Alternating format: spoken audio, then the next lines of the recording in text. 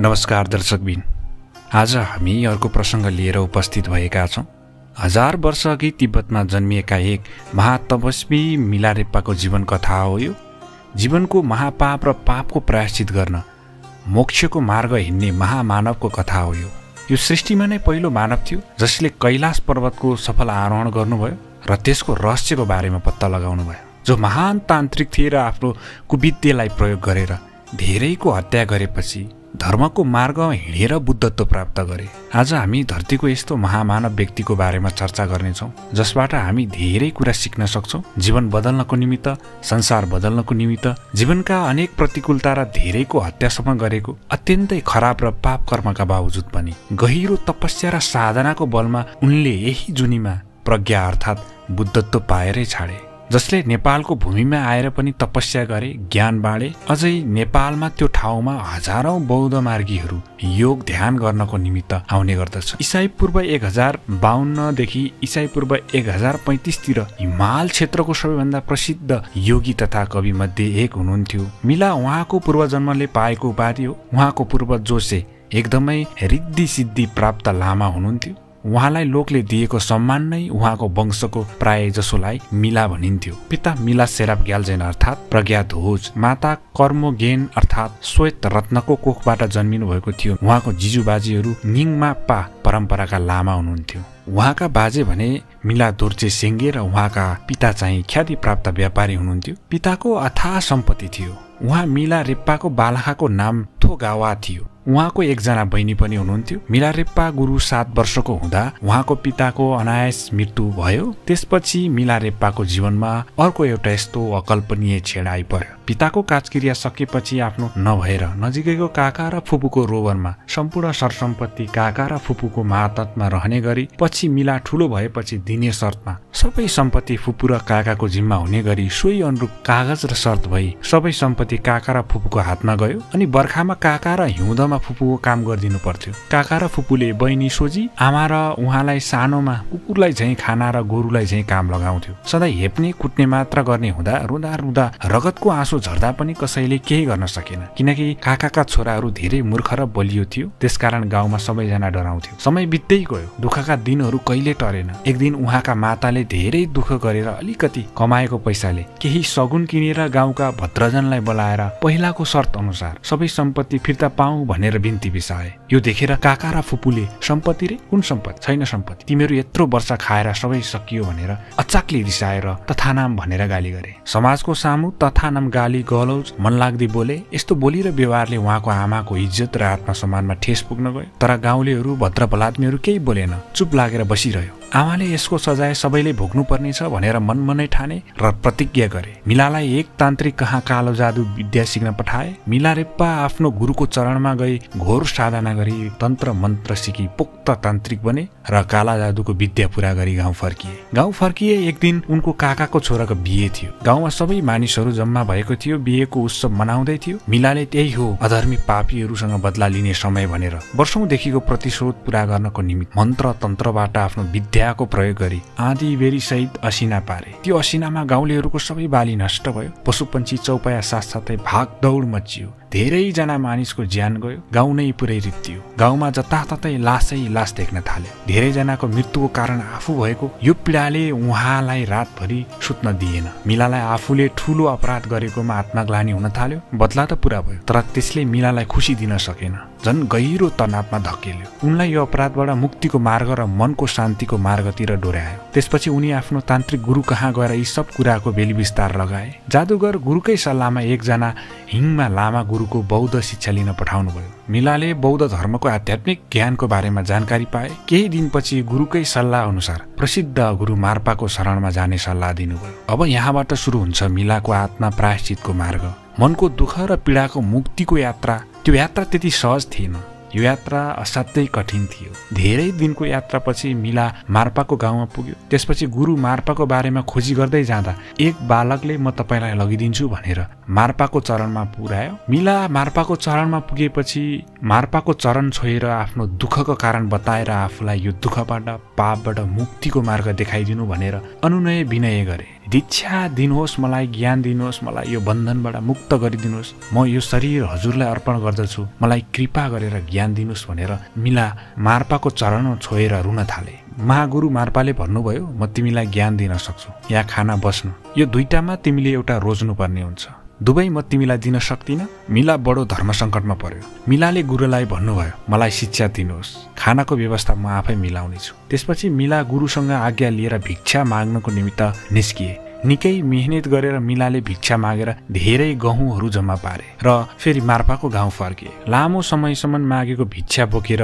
मिला मार्पाको घरतर्फ गए। लामो समयसम्म भिक्षा मागेर जम्मा पारेको गहुँ निकै गह्रुङ्गो थियो। मिला एकदमै थाकेको थियो। गह्रुङ्गो गहुँ बोकेर उसले त्यो बोरालाई घर पुग्ने बित्तिकै फालिदियो। उक्त भारीको आवाज एकदमै ठुलो थियो। घर नै थर्कियो। ध्यान गरिरहेको मार्पाको ध्यान भङ्ग भयो। मार्फा क्रोधित हुँदै मिलाका नजिक आएर भन्यो, तिमी मसँग रिसाएको छौ? किन यसरी यो अन्नलाई फाले? तिमीमा कसलाई सम्मान गर्नुपर्छ भन्ने सामान्य ज्ञान समेत छैन। तिमी मेरो शिष्य बन्न लायक छैनौ। तिमीमा अझै क्रोध अहम छ। सबै कुरा बिर्सिदेऊ, तिमी यो ठाउँ छोडेर गइहाल। मिलालाई एकदमै क्रोधित भएर मार्पाले भन्नुभयो। यो कुरा सुनेर मिला एकदमै चिन्तित भएर बिन्ती गर्न थाल्नु, गुरु क्षमा गरिदिनुहोस्, म अज्ञानीलाई मार्ग देखाउनुहोस्, मलाई यहाँबाट कहीँ जानु छैन, म हजुरले जे भन्छ त्यो मान्न तयार छु, एकचोटि मौका दिनुहोस् भनेर खुब बिलौना गरेर रुन थाले चरण छोएर। त्यसपछि मार्पाले भने, ठिक छ, एउटा मौका दिन्छु, तिमी आज उपरन्त यो घरभित्र पाइला राख्ने छैन। तिमीले बाहिरको काम गर्नेछौ, खेत जोत्ने, बाली लगाउने र मेरो सेवा गर्नेछौ। यदि मेरो मन प्रसन्न पारेर मलाई खुसी बनाउन सकेको खण्डमा म तिमीलाई ज्ञान दिनेछु। मार्पाको यो शर्त सुनेर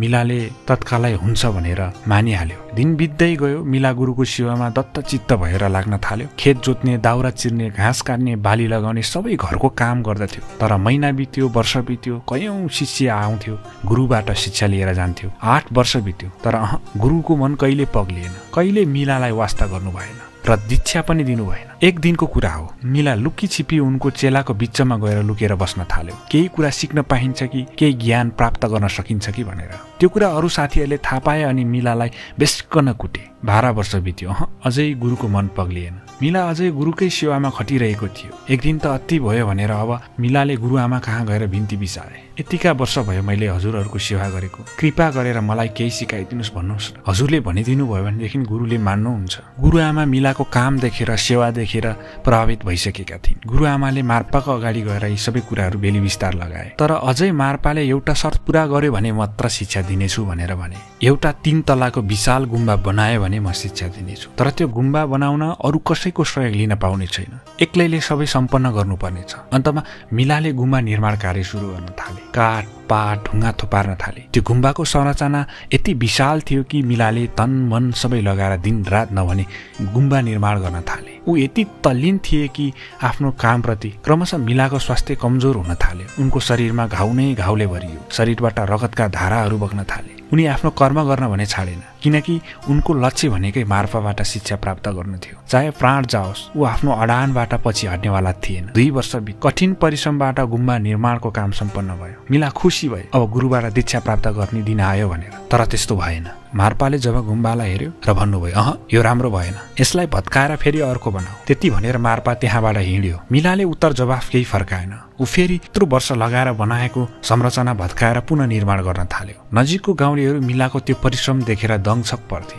भन्थे, मिलामाथि मार्पाले अन्याय गरे। यो कुराले मार्पालाई अलिकति पनि असर गरेन। झन् मार्पा त गम्भीर देखिन्थ्यो। आफ्नो नयाँ शिष्यलाई पढाउँथे। समय बित्दै गयो। मिलाले फेरि अर्को नयाँ गुम्बा निर्माण सम्पन्न गरे। तर यो पल्ट पनि मार्पाको मन पग्लिएन। यो त आकर्षक भएन, चित्त बुझ्दो भएन। यसलाई भत्काएर फेरि अर्को निर्माण गर। हरेक माटो, ढुङ्गा, काठ संरचना बनाउँदै गर्दा मिलाको सपना हरेक ढुङ्गामा जोडिएको थियो। लाग्थ्यो त्यो भव्य गुम्बाको संरचना भत्किन मानेकै छैन जस्तो। तर मिलाले केही पनि नबोली अर्को तरिकाबाट संरचना बनाउन थाले। अब मिलाको आधी जीवन बितिसकेको थियो। जीवनको सबै उर्वर समय खर्च भइसकेको थियो। हुन नसकेको गुरुको विश्वास जित्नको निमित्त। एक दिन त मार्पाले पक्का शिष्य बनाउनेछन्। कैयन वसन्त पार गर्यो। मिला अझै एउटा आशा बोकेर काम गरिरहन्थ्यो। मिलालाई बेला बेला आफ्नो विगतको पापको प्रायश्चित गर्ने र त्यसको सजाय भोग्दैछु जस्तो लाग्थ्यो। अब त मिलाको हात खुट्टा शरीर आफ्नो जस्तो लाग्दैन थियो। उनी परिश्रम गर्दा खिएर सानो भएको थियो। अथक मेहनतपछि मिलाले अर्को तरिकाबाट बनाएको गुम्बा साँच्चीकै भव्य र अद्भुत थियो। मानिसहरू त्यो भव्य संरचना देखेर भावुक हुन्। साँच्चीकै देवताले बास गरेको जस्तो गुम्बा निर्माण सम्पन्न भयो। त्यो गुम्बा देखेर मार्पा साँच्चीकै प्रभावित भए र खुसी भए। तिमीमा अहमता थियो। तिमीले आफ्नो तागतको प्रयोग गरेर आफ्नो अधिकार अरूमाथि जमाउन खोज्यौ। तिमी खाली थिएनौ, तिम्रो मन शुद्ध थिएन। जसरी ज्ञान प्राप्तिको लागि ज्ञान भर्ने भाँडो खाली र शुद्ध हुनु जरुरी छ, यत्रो वर्षको प्रतीक्षा र परिश्रम नै तिम्रो त्यो आत्मा शुद्धिकरणको अभ्यास थियो। तिमी पास भयो। तिमीलाई साधारण मन्त्र ध्यान सिकाएर साधारण बनाउनु थिएन। तिमी साँच्चीकै असाधारण छौ। निकै ठूलो सम्भावना छ तिमीमा। अब तिमी शिक्षाको लागि तयार भयो। भोलिदेखि अब तिम्रो शिक्षाको अभ्यास सुरु हुनेछ। वर्षौं वर्षको घोर प्रतीक्षा र मेहनतको पीडा दुःख पछिको त्यो दिन आउँदा मिला निकै गुरुप्रति नतमस्तक थिए। त्यो दिन सुरु भयो। मार्पाले मिलालाई महामुद्र ध्यान विधि सिकाउनु भयो। अन्तमा अनेक ध्यान साधना र मन्त्र विद्यामा पारङ्गत गराउनु भयो। यो कठिन साधनाको पालो आयो। मिलालाई भयानक अन्धकार एउटा गुप्त कोठाभित्र थुनियो, जहाँ थोरै मात्र प्रकाश छिर्दथ्यो, जहाँ मिला ध्यानमा तल्लीन रहन्थ्यो। जुन डाकिनी आह्वान ध्यान थियो। क्रमशः दिन बित्दै गयो। तप र ध्यानको प्रभावले अचानक एक दिन मिलालाई अलौकिक डाकिनी देवीले दर्शन दिइन्। डाकिनी मिलाको ध्यानबाट प्रसन्न भई आशीर्वाद दिइन्। तिमीले अझै तिम्रो गुरुबाट अर्को शिक्षा सिक्न जरुरी छ भनी त्यहाँबाट अलग भइन्। यो कुरा मिलाले आफ्नो गुरु समक्ष व्यक्त गर्नुभयो। यो कुरा सुनेर गुरु मार्पाले भन्नुभयो, मैले जानेको ज्ञान यतिसम्म हो, यो भन्दा बढी मैले जानेकै छैन। त्यसको लागि हामी यहाँबाट निस्कनु पर्नेछ। मेरा गुरुले पक्का यो मार्ग देखाउनु हुनेछ। त्यसपछि दुवैजना लामो यात्रामा निस्किए र गुरु नोरप्पाको चरणमा पुगेर गुरु नोरप्पाले मिलारेप्पालाई आत्मज्ञानको शिक्षा दिनुभयो। जुन ज्ञान प्राप्त गरेपछि नोरप्पाले भन्नुभयो, तिम्रो मबाट प्राप्त हुने अन्तिम ज्ञान पूरा भयो मिला। अब तिमी साधारण एउटा योगी मात्र नभई महान ज्ञानीको रूपमा रूपान्तरित भयो। मिलाले पछि गएर यो अलौकिक ज्ञान प्राप्त गरे। यो मिलाले आफ्नो ज्योति ध्यान र तपबाट विभिन्न रहस्यको बारेमा ज्ञानको बारेमा खोज गरे, कविता लेखे, जसले संसारलाई सुमार्गमा हिँड्नको निमित्त प्रेरित गर्यो। अर्को एक प्रसङ्ग अनुसार मिला एकमात्र त्यस्तो व्यक्ति थियो जो कैलाश पर्वतको आरोहण गर्ने एउटा रहस्यमय व्यक्ति। मिलाको प्रतिभा ज्ञानको बारेमा संसारभरि चर्चा हुन थाल्यो। एक दिनको कुरो, एक महान तान्त्रिक नरुबोन उनको समीप आएर आफ्नो शक्तिको बारेमा उनीसँग दाँच्न आए। आफू शक्तिशाली छु भनेर मिलासँग एउटा शर्त राखे, जो त्यो हिमालको टुप्पोमा पुग्न सक्छ उनै सर्वश्रेष्ठ। यो शर्तलाई मिलाले सहर्ष स्वीकार गरे र दुवैजना कैलाश पहाड चढ्न सुरु गरे। अन्तमा एक समय आएपछि नरुबोनले आफ्नो हार स्वीकार गरे र फर्किए। तर मिला भने आफ्नो ध्यान शक्ति आत्मबलले कैलाश पर्वत चढेरै छाडे। त्यहाँ गएर उनले गहिरो ध्यान साधना गरेर कैलाशको अलौकिक शक्तिको बारेमा पत्ता लगाए। यसरी एक सामान्य मान्छे कडा लगाव र परिश्रम मेहनतले आत्मज्ञानको असीम ज्ञान प्राप्त गरेर इतिहासमा अजर अमर भइरहे र संसारले चिनिरहे। पछि गएर उनकै आफ्नै गुरु मार्पाले पनि मिलारेप्पासँग शिक्षा लिए। मिलारेप्पा इतिहासमा एक अजर अमर भइरहे, संसारले पुजिरहे र सम्झिरहे। आजका दिनसम्म पनि बौद्ध मार्गीहरूले र धेरै मान्छेहरूले मिलारेप्पाको जीवनीबाट धेरै कुराहरू सिक्दछन्। धन्यवाद दर्शकबिन। आजको यो श्रृङ्खलाबाट भने हामी बिदा हुनेछौँ। अर्को श्रृङ्खला लिएर पुनः उपस्थित हुनेछौँ। त्यतिन्जेलको लागि बिदा हुनुहोस्। नमस्कार।